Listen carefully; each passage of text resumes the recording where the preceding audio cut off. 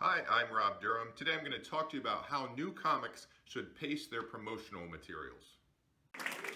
He tours clubs and colleges all over. He's just published his third book. Give a nice big round of applause for Rob Durham. A lot of new comics put the cart ahead of the horse and get really excited about web pages and promotional materials before they're really ready for that. In the early stages of their career, they really don't need those kinds of things. I guess the first thing they actually need is a business card, and keep those simple. Don't try and be funny on the business card. It doesn't need to be fancy, just something cheap. Your name, your email address, and your phone number, and the word comedian. That's really all you need on that.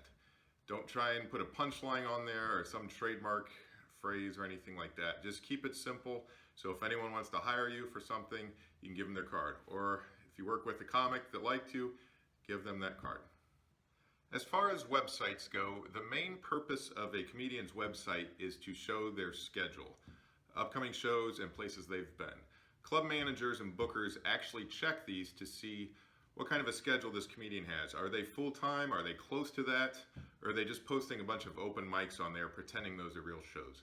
They want to see what clubs you're working at, if you're traveling out of your area, and things like that to see how legit you are. Now, this can be tough early in your career because you don't have a lot to work with.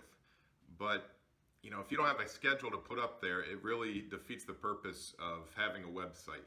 And if you can't put a good budget on your website, that we've seen some that look way outdated. So you don't want to put something up there that it's going to make you look even less professional. So make sure you have a full calendar before you get anything up there for a website. And other than that, you probably don't need it just yet. Your first few years, you can go without a website in your comedy career. YouTube channel. For a guy that has a YouTube channel, no, I shouldn't even have one. But if you're going to post your stuff on there, I'd limit it to 5 minutes. Limit it to 5 good minutes you can send to bookers or people to check you out on. I don't have a lot up there because of my full-time job as a school teacher. So a lot of my stuff I don't want my students repeating. Just enough for a sample. I need to actually update mine fairly soon. You don't want to, maybe retired material, stuff you're never going to do again. But if you're in the early stages of your career, most of us comedians find after about 4 or 5 years, we're pretty embarrassed or ashamed of that stuff that we thought was funny in those first couple of years. So you don't want to spread that all over the internet and then in a few years realize that wasn't good material. So be patient as far as posting that kind of stuff on there. If you want to post other things, comedy sketches or things like that are funny in another way, that's fine. Maybe that gets a few more followers. But as far as your material, limit that. Keep that very limited to what you put on YouTube. For merchandise. Merchandise is pretty much necessary if you're going to work the road. You don't get paid enough as a comedian, so you need that extra money on there. I guess keep merchandise relevant to your act somewhat. There's t-shirts tend to sell the best, and racist t-shirts for some reason sell the best. I try and sell books, which is a terrible idea, but it's what I do. There's shot glasses. There's all kinds of little things you can sell.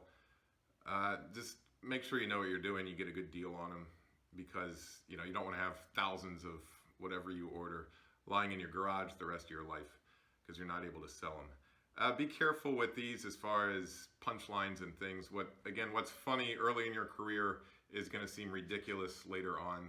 The t-shirts I used to sell, they did okay, but it's not a joke that I use in my act anymore, so I don't sell t-shirts anymore. I'll do an upcoming video about selling t-shirts eventually, but hold off on the merchandise again until you're touring a lot more and it's necessary. Otherwise, it's going to be a pretty expensive investment, and you want to make sure you know what sells before you buy a lot. For more advice on stand-up comedy, make sure you subscribe to my channel.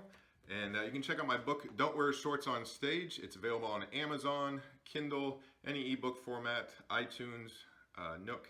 It's all on there.